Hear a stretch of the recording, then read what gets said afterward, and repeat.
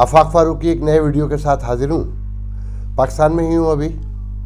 पहले तो कल जो वाशिंगटन डीसी में ओथ सेरेमनी हुई इलेक्ट प्रेसिडेंट की, और अब वो अमेरिका के मुकम्मल प्रेसिडेंट हो चुके हैं और ही स्टार्ट डूइंग वर्किंग। उनके आपने सुने होंगे कि कोई 15-16 एग्जीक्यूटिव ऑर्डर्स भी उन्होंने जारी किए हैं कि मुस्लिम बैन हटाया सबसे पहले तो, और इसी तरह के दूसरे। लेकिन मैं बहुत अरसे से एक बात कह रहा हूँ कि हमारा जो पाकिस्तानी पॉलिटिशियन है, जो डीप स्टेट कह लें, उसके साथ में कि जो इस्टेब्लिशमेंट है, ब्यूरोक्रेसी है, वो वेस्टर्न वर्ल्ड से, महज़ब दुनिया से लर्न करने पे एग्री नहीं है। बाइडन गुज़िश्ता 6 माह से एक ही बात कहते हैं, और कल भी उन्होंने अपनी तकरीर में एक ही बात की कि जो गहरी सियासी तकसीम है, अगर ये ख़त्म नहीं हुई तो अमेरिका की इकॉनमी, प्रॉस्पेरिटी, पीस सब ख़तरा है कि यकजहती, अमन और यूनिटी जो है वो सबसे इम्पॉर्टेंट है हर कामयाबी के लिए। तो कल उन्होंने कहा कि जो लोग मुझसे इख्तलाफ रखते हैं वो आए, मुझसे बात करें। अगर वो बात करने पे भी रज़ामंद नहीं है तो याद रखें कि यही जमहूरियत का हुस्न है। और साथ में उन्होंने बार बार रिपीटेडली कहा कि मैं उनका ही सदर नहीं हूँ जिन्होंने मुझे वोट दिया, मैं उनका भी सदर हूँ जिन्होंने मुझे वोट नहीं दिया, और मैं सबके साथ बराबर का सलूक करूँगा। तो मुझे इस पर एक वाक़या याद आया कि अभी पाकिस्तान में इंतखाबात नहीं हुए थे, तो मुझसे किसी ने PTI के एक अहम रहनुमा ने मुझसे कहा कि इमरान खान कराची जा रहे हैं, तो आप कुछ पॉइंट दें कि वो क्या कहें वहाँ। मैंने कहा सिर्फ एक ही बात कहें, अगर कह सकते हैं कि कराची वालों को मुखातिब करके कहें कि आप मुझे वोट दें, आप मुझे वोट ना दें, कराची मेरी पहली प्रायोरिटी में होगा कि ये मुल्क का हब है, यहाँ समंदर है, यहाँ इंडस्ट्री है, ये बजट का एक बड़ा हिस्सा देता है, और यही डेमोक्रेसी है कि वोट ना भी दो तब भी इलाके सब बराबर होते हैं। डोनाल्ड ट्रंप इतना तवील अरसे रहे, मगर हमने कहीं से ये नहीं सुना कि न्यूयॉर्क स्टेट के पैसे खा लिए गए हों, सिटी का बजट खा लिया गया हो, कैलिफोर्निया का बजट खा लिया गया हो, क्यों इन रियासतों ने डोनाल्ड ट्रंप को वोट नहीं दिया था या बुश को वोट नहीं दिया था कि ये डेमोक्रेट कंट्री कहलाती हैं।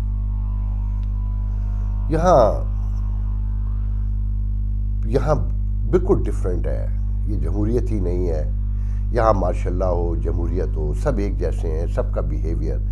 कल मैं अपने एक सीनियर सहाफ़ी अमेरिका पाकिस्तान के एक सीनियर तरीन सहाफ़ी, उनसे पूछ रहा था कि अगर स्टेट पीछे भी हट जाए और वो तय कर ले कि अब वो मुदाखलत नहीं करेगी, अपने काम से काम रखेगी, बैरकों में रहेगी और इलेक्शन में कोई मुदाखलत उसकी नहीं होगी, तो क्या ये सियासी पार्टियाँ, इनकी इतनी तरबियत है कि ये ईमानदारी से इलेक्शन करवा सके? तो उन्होंने फ़ौरन नफ़ी में सर हिलाया कि नहीं। देखें, करप्शन पूरी दुनिया में है, कोई एक दो जगह नहीं है, हर जहाँ जहाँ इंसानी माशरे हैं करप्शन है। मगर यहाँ की करप्शन के बारे में आज के अखबारात ही पढ़ लें कि ब्रॉडशीट के हवाले से, फॉरेन फंडिंग के हवाले से जो गुफ्तगू है कि कैसे ब्रॉडशीट से मुआहदे किए गए। अब इरशाद भट्टी ने आज बहुत खूबसूरत कॉलम लिखा है कि उन्होंने पूरी डिटेल बताई कैसे शरीफुद्दीन पीरज़ादा ने मुआहदा करवाया मुशर्रफ से ब्रॉडशीट का रातों रात, और उसमें क्या क्या शिकें डलवाई गई कि पैसे रिकवर हो ना हो, ब्रॉडशीट को पैसे मिलने थे। जहाँ जहाँ सुलह करते गए मुशर्रफ और रिकवरी की निशानदेही थी, क्योंकि उनका काम ब्रॉडशीट का पैसे निकालना नहीं था, सिर्फ रिकवरी की जहाँ पैसे थे उसकी निशानदेही थी, इंडिकेट करना था कि यहाँ पैसे पड़े हैं और फलाने साहब के। तो वो पैसे रियासत ने लिए नहीं लिए, मगर उसको 20% ब्रॉडशीट ने लिया।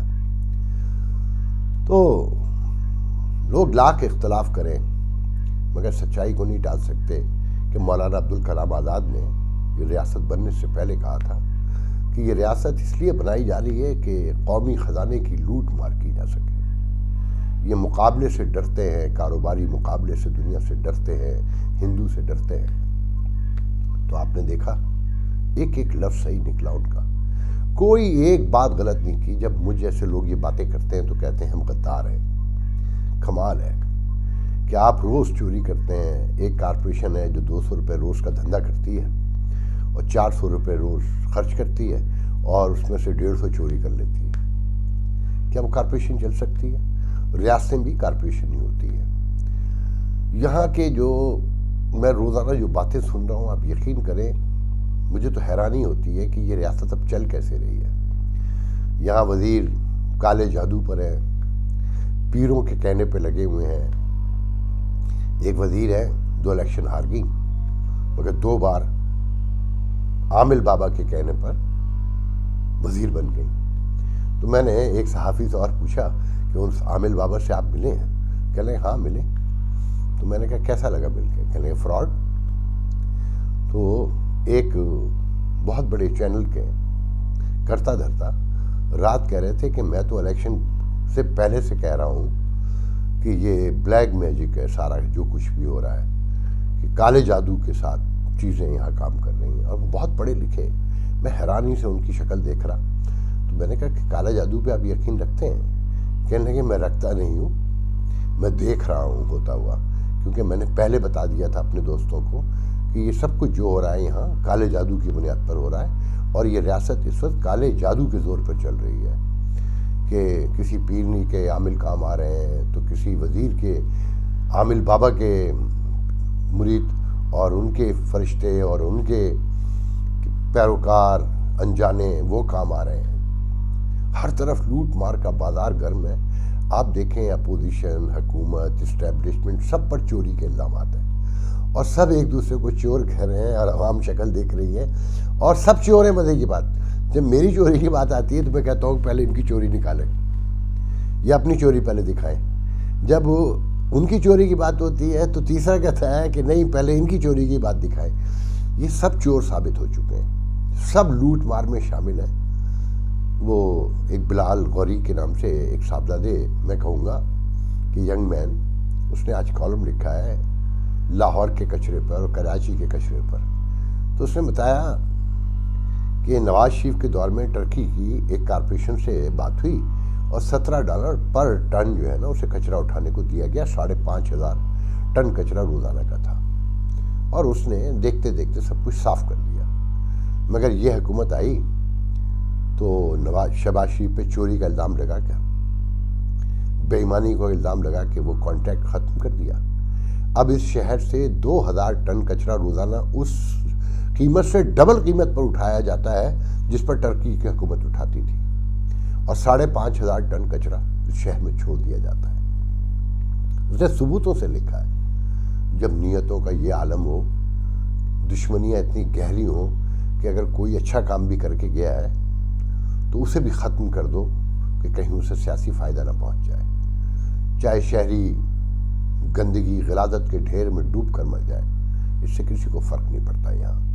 تو جناب میں کہنا یہ چاہتا ہوں کہ دیکھیں یہ ریاست جو مولانا عبدالکلام آزاد نے جو کہا تھا بالکل ویسے ہی ہو رہا ہے سب کچھ. ابھی تک انہیں پڑھیے اور غور کیجئے. اب ان کی صرف 1-2 پیشن گوئیاں ہی رہ گئی ہیں، اور جو مجھے غدار کہنا چاہتے ہیں کھل کے کہیں، مگر پڑھنے کے بعد کہیں اور اپنے ضمیر سے پوچھیں، اپنے گریبان میں جھانک کے کہ کوئی ایک بات غلط نکلی.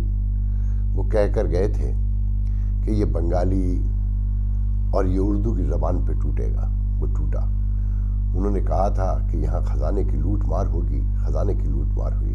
انہوں نے کہا کہ پھر ان پر ایسا وقت آئے گا کہ یہ عالمی اداروں سے ان کی شرائط پر اپنا جغرافیہ کمپرومائز کر کے قرض لیں گے. ہم نے کشمیر دے دیا. انہوں نے کہا کہ یہ علاقہ، یہ خطہ اپنی کارستانیوں کی وجہ سے عالمی جنگوں کا کارزار، میدان کارزار بنے گا.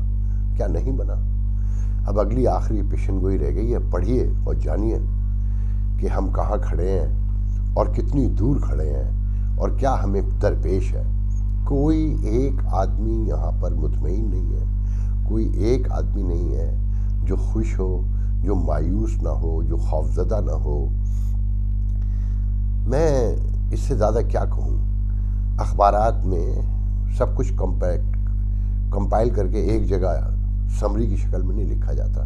چھوٹی چھوٹی خبریں لگی ہوتی ہیں مختلف، کہ ریپ سے لے کر लूट मार से लेकर, रिश्वत से लेकर, बदउनवानी से लेकर, सुस्ती, गफलत, कोई एक अखबार उठा लें, आपको बहुत वाज़ेह तौर पे नज़र आ जाएगा कि इस रियासत का क्या हाल है।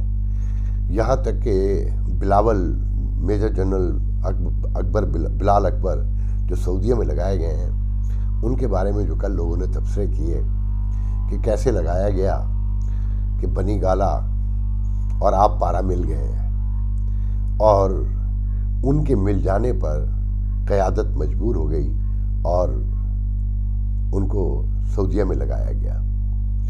और उनके बारे में लोगों ने जो मुझे बताया कि मेजर बिलाल अकबर क्या है, तो मैं हैरान ही रह गया। तो ये रियासत मदीना सिर्फ रियासत मदीना को बदनाम करने के लिए इस नाम को इस्तेमाल किया जा रहा है। और मैं तो पहले ये भी आपसे कहता रहा हूँ कि रियासत मदीना जो रेल थी उसको भी ज़रा गौर से पढ़िए, उसका टाइम पीरियड कितना था। सबसे इम्पॉर्टेंट बात यह है कि वहाँ जो क़यादत थी वो स्पिरिचुअल और पॉलिटिकल एक ही जिस्म में मौजूद थी, तो ये मुमकिन नज़र आता था। उसके बाद जो हुआ वहाँ भी वो सब ने देखा है। मैं सिर्फ आपसे ये कहना चाहता हूँ कि अगर इस रियासत को अब बचाना है तो पाकिस्तानी अवाम को बाहर निकलना होगा, उन्हें मुत्तहद होकर, हम आहंग होकर एक एजेंडा बनाना होगा। यहाँ पर चेक एंड बैलेंस के बड़े इदारे बनाने होंगे कि आपके सारे इदारे टूट चुके हैं, चाहे वो रियासत का मीडिया हो, अदलिया हो, वो इंतज़ामिया हो, वो पार्लियामेंट हो, सब मुकम्मल ख़त्म हो चुके हैं। अब यहाँ पर एक वो कहते हैं ना कि अल्लाह बचाएगा, और इस मुल्क को कहते हैं कि फैज़ साहब कहा करते थे कि हमें डर ये है कि ये मुल्क ऐसे ही ना चलता रहे। ये 30 साल पहले मेरे ख्याल में कहा था फैज़ साहब ने, और ये मुल्क वैसे ही चल रहा है। मैंने जो कुछ लोगों से गुफ्तगू की है उनमें से बाज़ ने कहा कि अभी और बदतरीन हालात यहाँ पर आएंगे। तो आपसे गुफ्तगू होती रहेगी इंशाअल्लाह। आज के लिए इतना बहुत है, तो अगले वीडियो तक के लिए इजाज़त दीजिए।